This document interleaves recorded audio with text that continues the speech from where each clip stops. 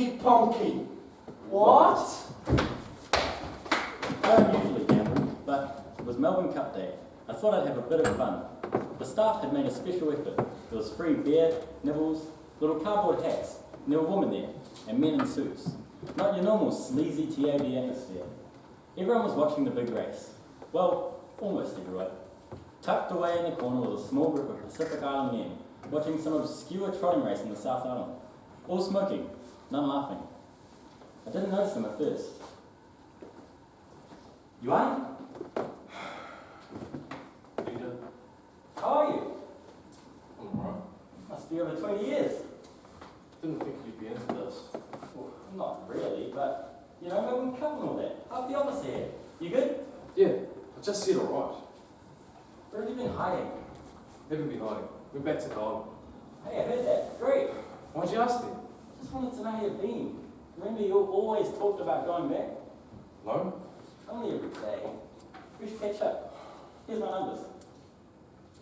By Cultural Policy Analyst, Ministry of Pacific Island Affairs. Pays the bills. Still fishing? What do you think? I'm gonna place my bet. Hey, we were thinking about a plotter on Jonah's wife. $20 a win, what do you think? Donkey. $2 each way on number 5 and $1 per hour on a 5 minute. So, how's the family? It's alright. Your mother good? She's good. My mum still talks about it. And your dad? Alive? Are they still living out of Mangere? No, they've got a villa at Ringavera. Really? What do you think? I'm a bit of a guy. You can't go yet. I thought you were waiting for your race. I've got to do stuff. You can't go yet. Why not? You should come for dinner sometime. We can catch up. We've caught up. Look, you know what I mean. You're not still pissed off Of course about not. I'm just busy, alright? Then how about a beer sometime? My show. What? You think I can't afford my own beer? What's your problem, bro? I'm not your bro. Fine. I'll get going then. Sorry to bother you. Fine by me. Good. Great. That was my best friend, Ioane Tapioca. There was nothing like the little kid that first knocked on my door over 20 years ago. I've got to go!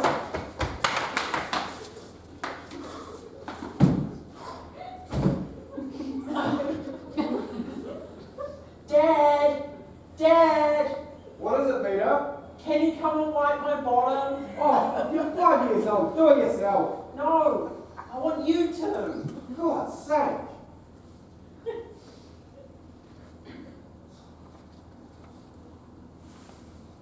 Hello. Oh, hello.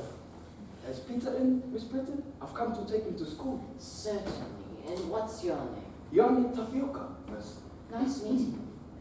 Peter, you got a visitor. Hey, Peter. Hey, Wally, what are you doing here? I'm walking with you to school because you're my friend. Friend. Just because I picked him on my cricket team a couple days ago. Michael Taylor had a bike with monkey bars and a banana suit. Now there was a friend. Hey, Peter, you got a nice house. Oh, that's a lovely thing to say, Ioane. And where do you live? 23 on the whole street, Miss Oh. Britton. That's by the, The reservation.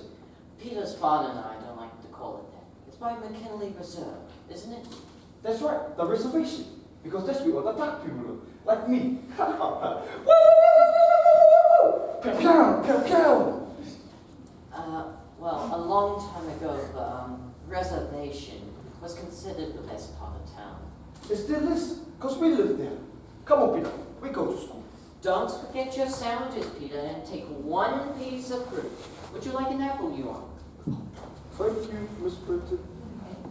And don't forget your handkerchief for Miss Hagan, Peter. She'll keep you in if you forget. You've told me twice already, Mum. Now don't bloody nag. Hey, Peter, you can't talk to your mother like that. Why not? Dad does. Well, she's your mother, Peter. You better be careful. You'll get a whack. No, I don't believe in hitting. That's crazy, man. You should never talk to your mother like that.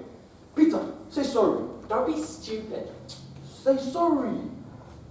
Sorry, Mum. That's better. Apology accepted, Peter. Nice meeting you, Ioane. Nice to meet you, Miss Britton. See you. Where's your lunch? I bought my lunch today. My mother gave me $1. Does your mother give you $1 every day? Only when she wins the race. If she loses, she give me a whack. I got 50 cents when I helped Billy Walker do his paper run. You buy lollies? No. My parents made me bank it in my post office account. Mom says next time she wins the job with the children, she'll buy a TV. Even Michael Taylor doesn't have a TV. You must have one. No way. But you're rich. Dad doesn't like the noise. But that's why you buy a TV, stupid, to watch the pictures and listen to the noise. Not my father. My father loved the TV. He said it's the best thing about living here in New Zealand. My dad said books and the radio are better for us. Then you pay dad buy the stupid. My uncle got a TV. We go to his place Friday night to watch the cowboy movie and Wacky Races. You see the Wacky Races? Yeah, it's cool. Race you to the dairy. Okay, I'm Dick Dusty. You're caveman. No, I'll pretend to be Pistol. And you're Andrew Moore. No, Peter Moore. Ioana and I walked to school every day. It only took 5 minutes, but we made it last 30. Mum worried about us, but Dad heartily approved of our delivery. Come on, Mark. Playing in the gutter is the best education a kid can have. You know why? Because there's no adults around to muck them up. Come on, Frank, that's going a bit far. What a child learns in that second half hour is priceless. You can't teach it in any book. Dad may have been right about the sacred half hour, though I suspect the real reason for his theory is that he couldn't be bothered giving us a lift to school.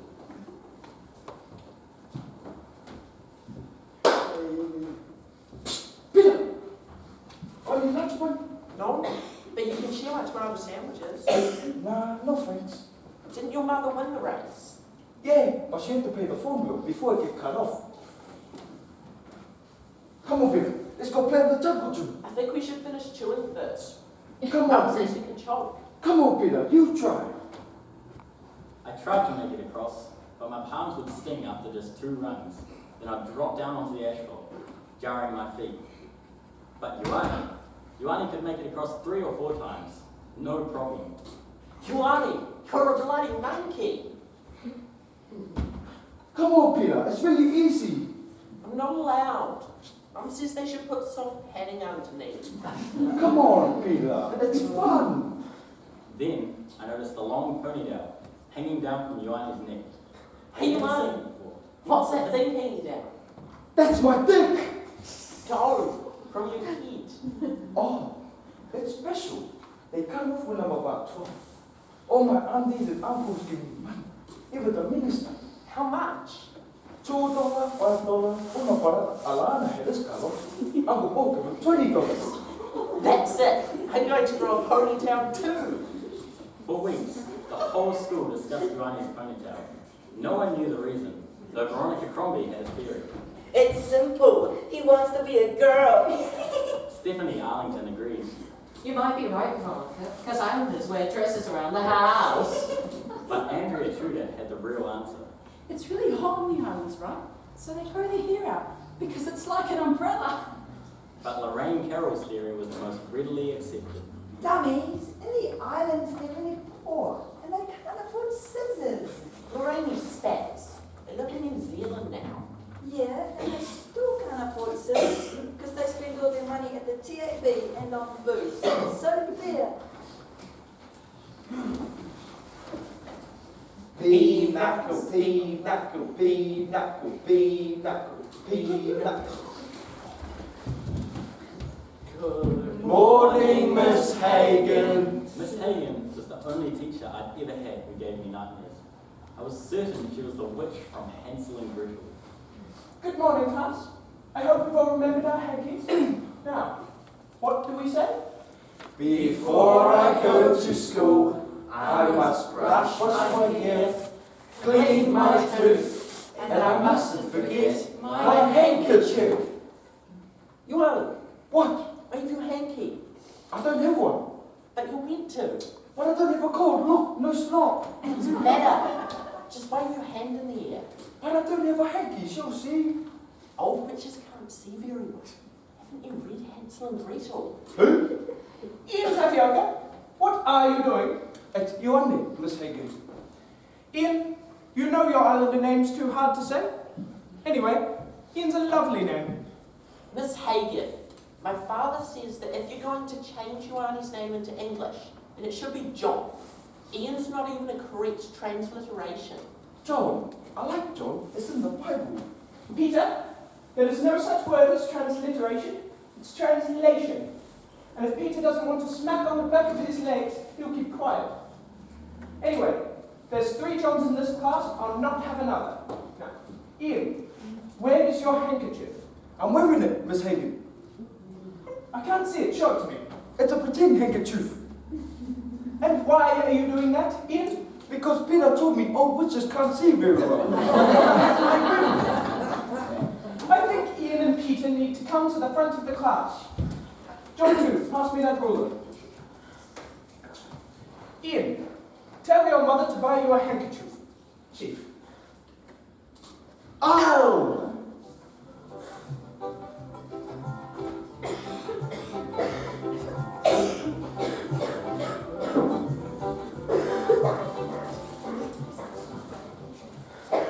The next day, Ioane didn't pick me up before school. In fact, he wasn't even at school. But on my way home, I met him in our street. He was helping his uncle carry a fridge. His mother and his sister Sulu were carrying a large suitcase in each hand. Hey Peter, we're moving into number 26. But we're number 28. That's right, we are new door next neighbors, next door. This is my mother. Hello, Mrs. Tapioca. Hello, Peter. Welcome to Huntington Street. And this is my father. Mr. Tapioca was a big, strong man. He wore a lava and jandals with socks. He could carry an entire couch in one arm. Mr. Tapioca hardly spoke a word of English. He just beamed at me. Ioane, is the removal truck? Too expensive. So, mate. No truck, not even a car. It's the whole Tapioca family, carrying food, furniture, a guitar, and all sorts of other junk down our street.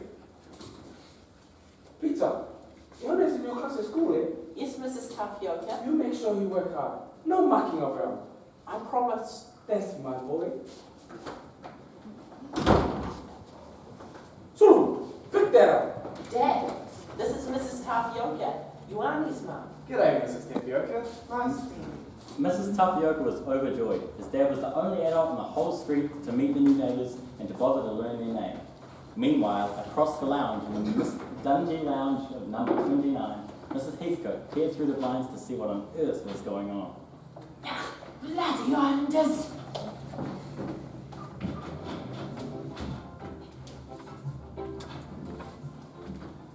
Hi, Miss Benson. My family would like to invite Peter over to our house for lunch on Sunday. How lovely. Tell Peter he would be, tell your mother Peter would be delighted. Great.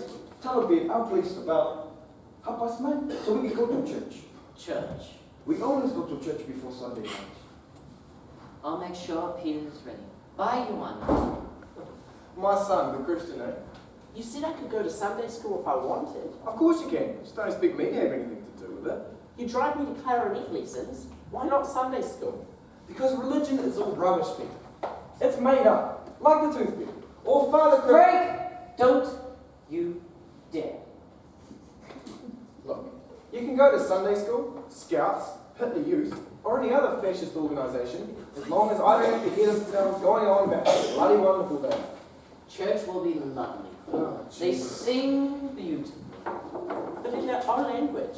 I won't understand a word. You wouldn't understand the word if it was in English. It's all bullshit. Well, how come I saw you reading the Bible at Uncle Max's funeral? I was just checking that it was all still wrong. And it is. So, on Sunday morning, dressed in my best short, shirts, an elastic tie, and enough brill cream to deliver every marine animal in the Pacific Ocean, I sauntered down to the Tapiocas. As I reached their backyard, I noticed smoke. Ioane, quick! Your garden's on fire! Nah, that's our omu. That's where we cook our Sunday lunch. You mean like a hay? What's that? It's what the Maoris do. They dig a hole in the ground, light a fire, put stones on top, put the food on top and bury it. Those silly Maoris.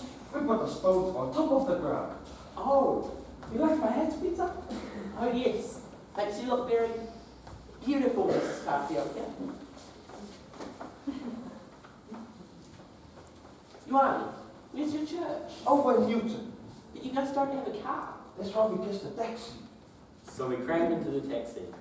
Me, Ioane, Ioane's two older brothers, Mr. and Mrs. Tapioca, and Sulu. The driver didn't mind though, because he was Ioane's uncle.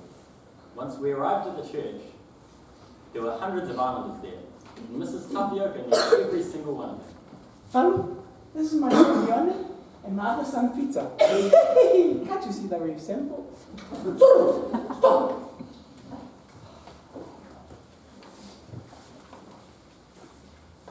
Once we got inside the church, a large island man appeared, wearing a cheap suit. Welcome to the house of our mighty God, our Father in heaven. Ioane, who in the hell is that? That's a minister. Minister? He looks like a bloody criminal. He does too, just like on the TV. We also welcome our Palani worshipper to our humble church. Let us sing our favorite hymn, Ia Tia Lefefe. Ioane, what does Ia Tia Lefefe mean? My dick.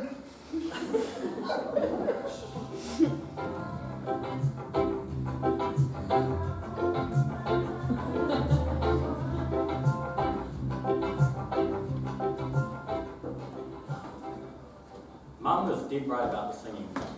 Once we got back, Mrs. Tapioca disappeared into the kitchen. The kids went and played on the front lawn. Within half an hour, the tables were packed with food. The pork, chicken, and taro sweated, and the chop suey congealed.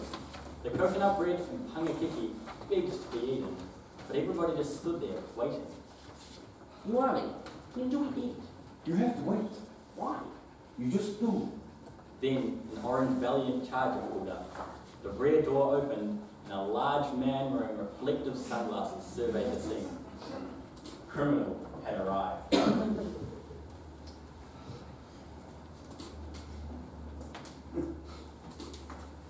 Lord, we are thankful to you that your church has provided this house for the Tapiokas. As we feast in this house, we thank God. We thank Lord Jesus for looking after us all. Amen. Amen. Now can we eat, Ioane? No, Why not? We You have- see grace. we have to wait for criminal to eat first. It's a tradition. Look, he's taking all the best food. Is that tradition too? Nah, this is the factory food. Peter, Yes, Mrs. Tapioca? you tried this? What is it? My special recipe. Raw fish. The whole Raw room fish? stopped eating, even criminal. Everyone just looked at me, the only Palangi there.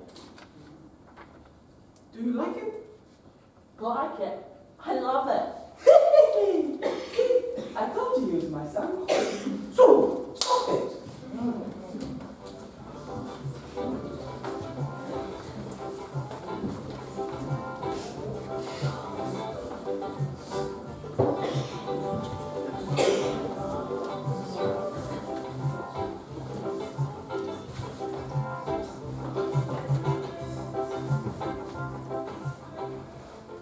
You realise it took Western civilization 2,000 years to figure out how to make leavened bread, but now every New Zealand housewife insists on baking these gluggy, glutinous logs of toilet bowl cracking brown bread. It's coconut bread from Mrs. Tapioca. Oh, that's different. Hypocrite. Oh, Mark, this is bloody beautiful. Oh, it is beautiful, Frank. We must do something in return. Mrs. Tapioca always feeds Paler and sends parcels of gifts to us. What do we do in return? Bugger. I know. Why don't we invite them to dinner next Saturday? Oh, of course. We've already got Graham and Bruce from the drama department coming. I forgot we invited them. What do they do to homosexuals on the Tapioca's Island? Stone them or put them in the stocks? Sure, we'll invite the Tapiocas to dinner. You make such a great show in front of your colleagues about living in a working class suburb, but you don't socialize with anyone from around here. I know. Let's take Ioane and Peter to the beach next Saturday afternoon. That's a great idea. Damn, we're going to see the orchestra next Saturday. Then the week after? No, Ioane Tapioca's going to see the orchestra too. If you insist. The next Saturday, we all got in the car and headed for the symphony orchestra.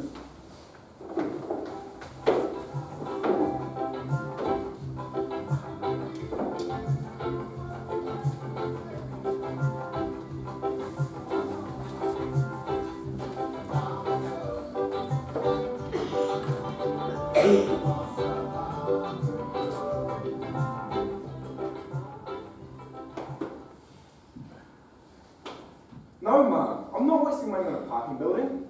Find a spot. So, Ioane, do your parents like New Zealand? Yes, Miss Benton. Your father works at the wharves, doesn't he? Yes, he's a seagull. What? He just works when they need him. He flies in one day and he flies away the next. Does he like his job? Yes, because he is very strong. He earns lots of money. $75 a week. That much? He says living in New Zealand, every day is Christmas Day. What does he actually do at the wharves? He just unloads the ships. And at the lunchtime, he does the fishing. And on the pylon, he say, "Hey, Mr. T, what are you doing?" And he say, "Catching dinner." Last night, he brought home 2 garnet, a telekey, and a barracuda. No, that's extraordinary. And the telekey was this big. My islands have the biggest fish in the whole world, Peter. One day you will come home with me to the rock, Peter, and we can catch the biggest fish together. Yeah, one day. Once Dad finally found a park, we entered the hall.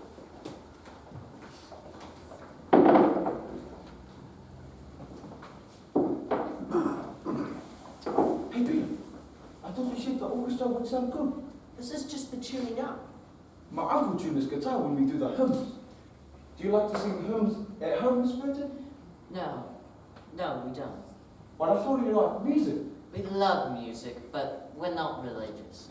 Though I did sing in the church choir when I was young. How can you love music but never sing?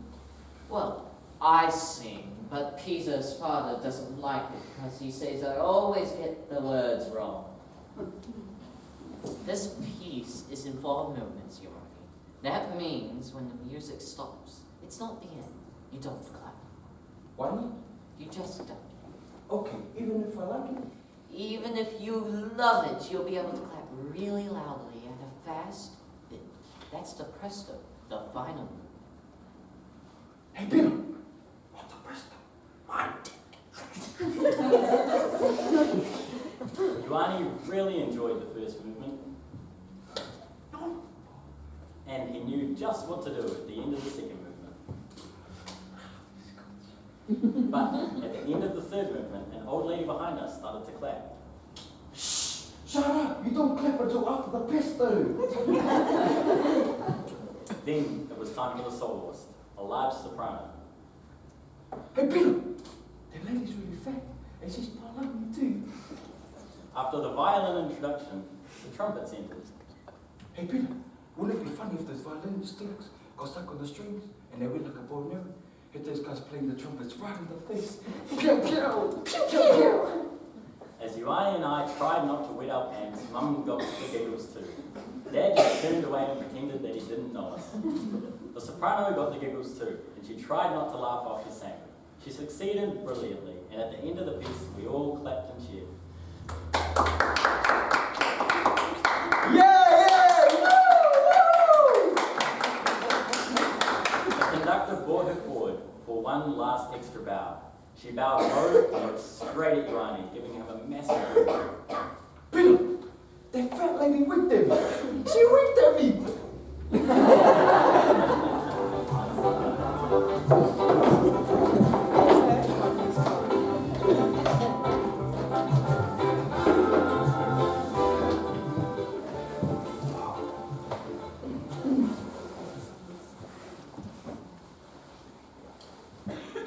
Hello.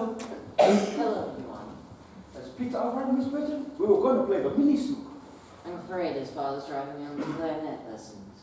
Oh. Ioane, where is Peter's mini snooker set? At my place. Then perhaps you could bring it back? Peter says he never used it here. Because I get too excited and Mr. Benham come here as concert program. You can borrow it any time you like, but it must live here. It's Peter's, he owns it. My brothers play with it too, when Peter and I are using it. That's fine, but at the end of the day, it must come back here. It's Peter's. Do you understand? But Peter says he doesn't mind. I don't care what Peter says. Can you go get it now? No. Why not?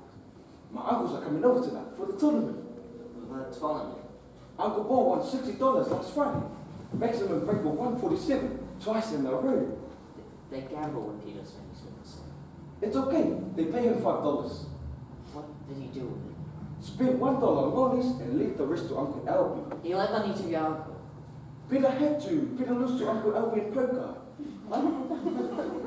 Full house to a straight flush. Johnny, once the tournament is over, I would like you to bring back Peter's mini snooker set. Right back here. Do you understand? Yeah, I understand. Oh, and another thing. My mother made you the small basket to say thank you for all the time you've taken me to the orchestra. Oh, tell her it's beautiful. Okay, see you. The mini snooker set was delivered back to its rightful owner.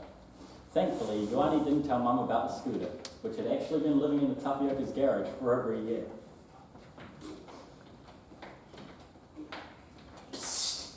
They were having a party on Saturday. Morning, Mrs. Hiko. I could hear the guitars and singing. The Tapiocas always play guitars and sing every Saturday night.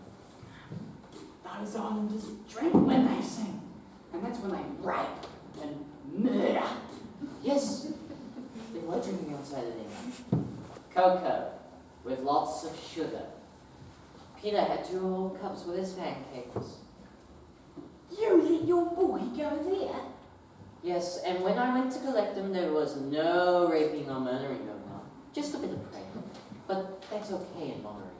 Now, it's not healthy letting your boy play with those islanders. And how old's your boy? Must be 40 soon. Next Saturday, we're planning a nice birthday dinner with his flatmates. Nice boys. So long as those islanders don't make a noise, I'll call the police if they do. Mrs. Hiko, the Tapiocas won't cause any harm. Yes, they will. They use their stoves as heaters. You can always tell them I'm in the house because the stove never works properly. So there. There was no party at the Tapiocas on Saturday, so Mrs. Heathcote could celebrate her son's birthday in peace. But there was a big event on. There was an All Blacks test, live broadcasted from Wales. So they all get up at some god-awful hour just to watch a stupid rugby game. No, they stay up and watch it. Why do you want to watch rugby, Peter? It's a bloody awful sport. It's live from Wales. Can't work out why you like sport so much. Must be your mother's side. Come on, Frank. Dad was a farmer too. He played rugby back then. Tell me about it. I spent my whole childhood listening to people go on about how bloody wonderful rugby was. All I wanted to do was play piano, but they'd always say, "What are you doing, Frankie? Huh? Why aren't you playing piano? Your brothers all are, you girl." Well, I think it sounds fun. You despise the game, Margaret. You did everything you could to discourage Peter from playing. Buying him a hockey stick and a clarinet is not discouraging him. Let me tell you about the game of rugby, Peter. It typifies all the worst things about this country. It's violent, racist, and elitist. Come on, Frank. You can hardly accuse the Tapiocas of being racist and elitist. I noticed that Mum left out violent. So can I watch the test at Ioane's, Dad? Yeah, okay. Thanks. Just don't expect me to be interested in the result. Frank, why was Peter taking our Spanish with him? Oh, the switch on the tapioca stove's broken. All the Tapiocas were there for the rugby, including Uncle Po, who was always drunk. You watched the rugby last week, Peter? No, I didn't, Uncle Paul. PG scored 3 tries on the wing.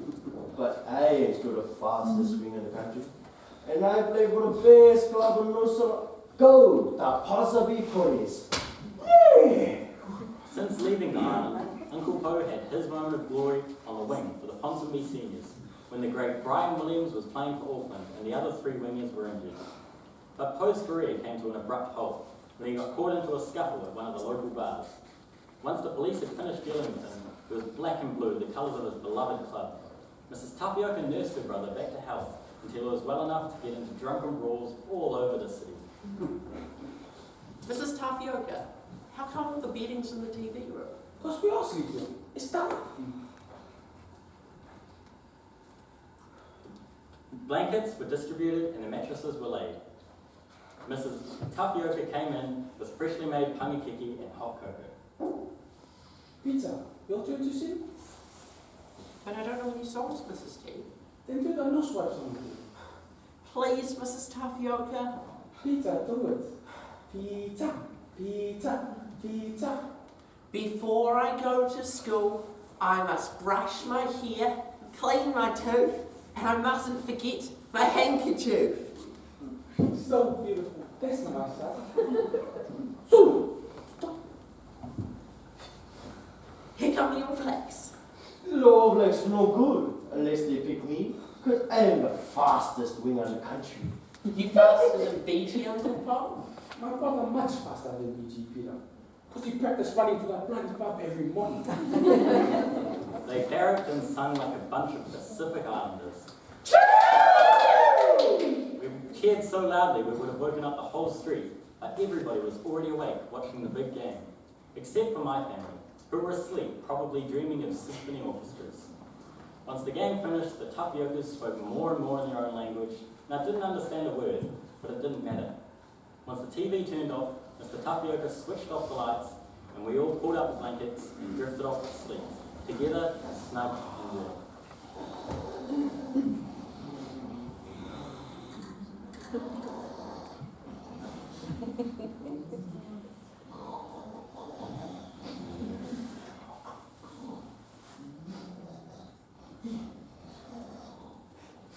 So, get up.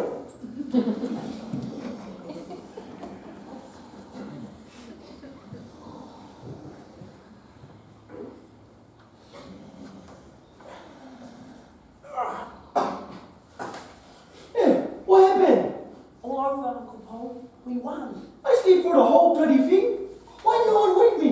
No one here like me.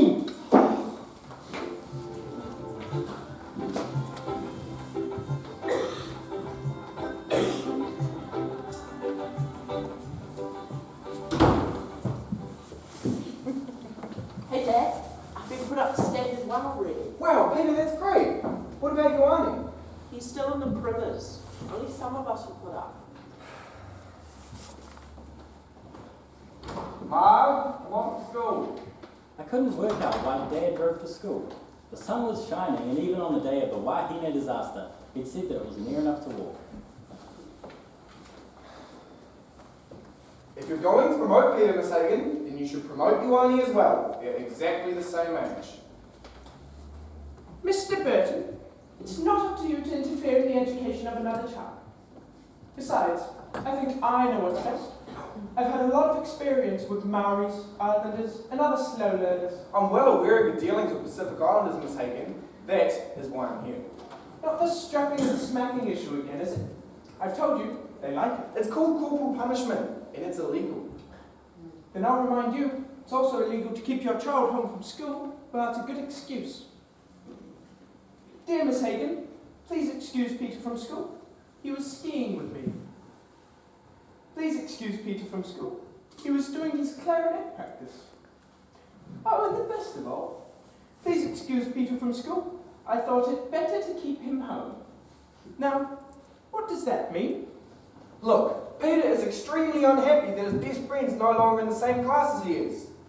I'm afraid Ian Tapioca's a bit slow. His name's Ioane. At least get that right. And as a professional pedagogue, I have observed Ioane. He has made stunning progress in language acquisition and comprehension, and Ioane's genre recognition is outstanding. Ian's maths is appalling. Is that so? Then why can Ioane divide fractions? I know he's very good at sport, and his artwork's very vibrant. But Ian Tapioca cannot divide fractions. Do you want me to prove it? Mr. Burton, if I promoted Ian, he'd hold other brighter children like Peter back. Oh, don't be so bloody stupid. Children of the same age, who live in the same area, should be in the same class. That is why education in this country is state, free, and secular for Christ's sake. You employ outmoded techniques like rote learning and corporal punishment. Furthermore, every Polynesian child at this school is held back because you, Miss Hagen, believe they're inferior. I will take you to court if you not put you on in the same class as Peter. Mr. Burton, if I promoted Ian, I do not appreciate being threatened with legal action, nor being called racist. And I'll have you know I have a lick at the tar brush myself. As for Ian Tapioca, he's staying right where he is. Goodbye, Mr. Burton. Goodbye, Miss Hagen. The next day, Ioane was put up into my class. Sulu was moved up to Prima 4, and Ioane's two older cousins were both put up a year. His cousin Salia, the only girl in Standard 2 who had tits, was put all the way up into Form 2. Ioane had no troubles keeping up in maths, once Dad taught him how to divide fractions. Hello. Hello, Mrs. Tapioca. Peter, Ioane's in your class now. I know. Are you- Are your parents here? Sure. Mom, Dad. When Dad came out, Mrs. Tapioca just put her arms around him and gave him a great big hug. And he didn't even tell her to piss off, like he did when Mum tried to. We're having a party next Saturday night, Miss Betty. Will your family come? We'd love to. 8 o'clock at your place? 8 o'clock in the garage. The garage? That's right. My sister just got a job at the Department of Marriage Affairs, and she's bringing some of them along. I don't want them Marys messing up my house. The party was a success. The Māoris behaved themselves in the garage. Even Dad had a good time and dance. But Ioane and I had far more interesting things to do than to go to parties. 6, We played for hours in our differing styles. Ioane's favourite player was Gary Sobers, 4, while I preferred the more workmanlike Jeff Boykin. Ioane's sister Sulu liked the field. Catch the ball, Sulu. But I want to bat. You don't get a bat unless you get your brother out. So concentrate. Now catch the ball. Shut up. You get it. You get it. I'm the bowler and you're the fielder.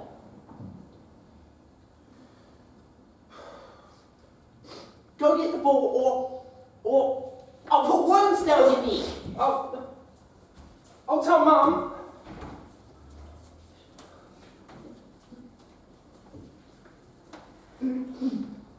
Look out, Sulu. This is how we do.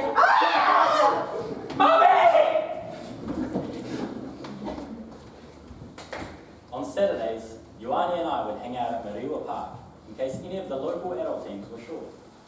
Excuse me, you guys need any plans? Why, yes. Rupert jumps up to work in the shop today. Overnight, Ioane and I became members of the Indian Sports Cricket Club. Okay, chaps, that was a bloody good fielding effort. Now, here's our batting order. Patel B, Dulha, Govind, Patel S, Patel M, Patel K, Patel K Jr., Burton, is that how you say it? Burton? Yep, And Tapioca? it's tapioca. Okay. Our opposition had a first-class bowler operating at one end, and the other end was a clever spin bowler. 47 for 8. Get your eye in first, Burton, and watch that fast bowler. Well done, Burton. After 10 overs, I hadn't scored a run, but I was still there. Mr. Patel was scoring well at the other end, until the umpire, Mr. Patel Jr., gave him out. LBW. Sorry, Dad, but you're jing bang plumb in front. Then Ioane came to the wicket. Peter, you take care of the fast bowler and leave me the spinner. Okay. Six. 4. 6. 4. 4. 4. Thanks to my defence and Ioane's attack, with 1 over to go, we only needed 5 runs to win. Trouble was, I was facing, and all I knew how to do was to block. No matter how hard I tried, I couldn't penetrate the field.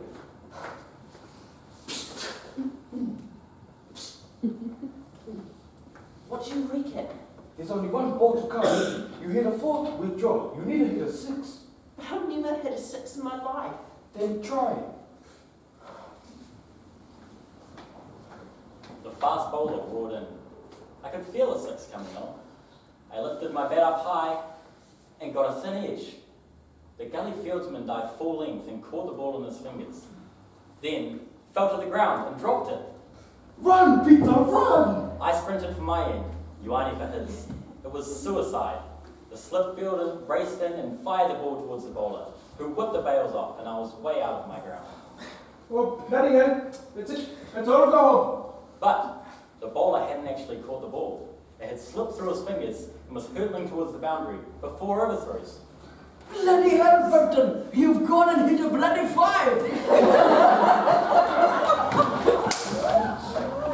Ioane and I brought glory to the Indian sports Dundee cricket. Mr. Patel insisted that we pick any ice block from his dairy, and he gave Ioane a great big bag of lollies, the top scoring with 88 runs. We walked home extremely happy until a familiar home Kingswood pulled up. Funny how it only ever seemed to happen when I was with Ioane. Hello, boys. Where have you been? Playing cricket, Constable. Is that right? Who for? Indian sports. Of course you would. Who's the captain of your team? Mr. Patel, is it? Yes. What a surprise.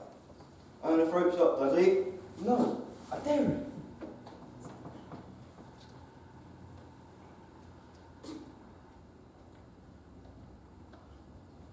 Where'd you get those ice blocks? Mr. Patel gave them to us. I see. So you just walked into Mr. Patel's dairy and he handed them over. Then he said, here, have some lollies too. That's right. What's your name? Ioane Tapioca. Where does your father work? He's a seagull. I'm looking for a island. He works at the Wolves. You boys are out late.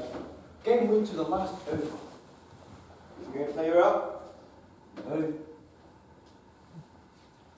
Two young shoplifters, one offender, island age about 14. I'm 10, sir. Says he's 10. One Caucasian accomplice.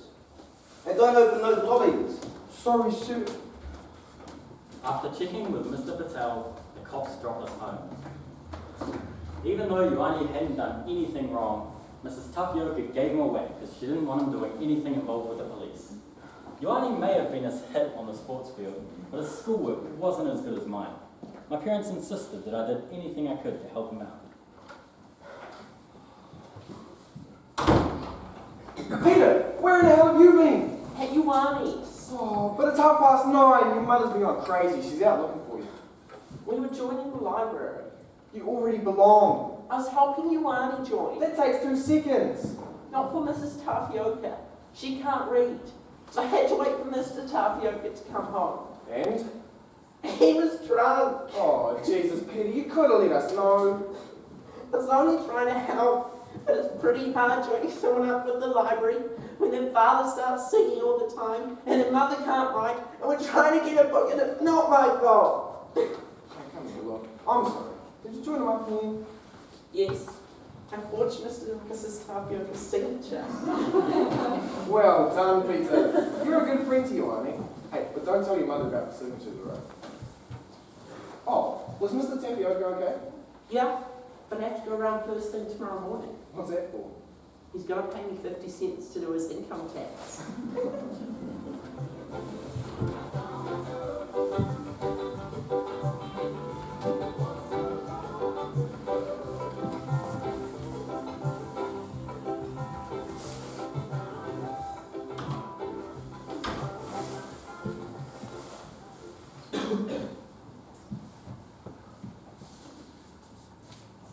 Hello. Oh, hello. Hello. Mrs. Tapioca, how's the new job? It's a good job, Miss Britton. I'm tea lady at the Ministry of Foreign Affairs, but I've got a big problem. Is it money? No, put your purse away. Your honest Uncle Teo's getting married to Palangi. That's nice. I don't know. I don't really mind Palangis as neighbors, but I don't really want them as members of my family. Zulu! What's so funny? Oh, nothing. What you're laughing? I don't know how to explain it. I thought English was your first language. Well, what you say about Palangis is exactly what many Palangis say about islanders. You said that about us. No, I don't. Then what's so funny? Oh, nothing. I'd be delighted to. I need some help with the foods. Palangi foods. No problem. Just tell me what you want. Just nothing much. Just a wedding cake. Okay. With 6 layer, the white icing, and a man and woman on top. I'd be delighted. And some sponge cake. All right. How many? 40. What's that sweet? With the whipped cream and strawberry jam. Good girl for remember. I'll be delighted. Thank you, Miss Betty. So Mum the feminist put down her copy of The Female Eunuch and spent a week in the kitchen. The first wedding cake she ever made looked wonderful. And it was only when the bride was cutting the cake that I noticed she was already a few months pregnant. Hey, Ioani, how come all your uncles only marry Palangi girls? Good looking. Well, what about your cousin Melina? She's a spunk. Like Peter. Hey, Melina! Peter loves you! No, I was just saying she's a spunk. She's a spunk because she's not married yet. What's that got to do with it? You must promise me you'll never share the secret I'm about to bestow. Sure, what is it? This knowledge was passed down to me by Fakavaka Waliwali, the witch doctor in a village. Really? When all the women are young, they're very skinny and beautiful, just like Melina. So you get to know her, marry her, and sleep with her. They're not always in that order. And on the night you're married, you're kissing and holding each other in the dark, and you feel the top of her thigh, and you can feel this piece of string. And on the night you're married, she reaches for this piece of string, and she pulls. What happens?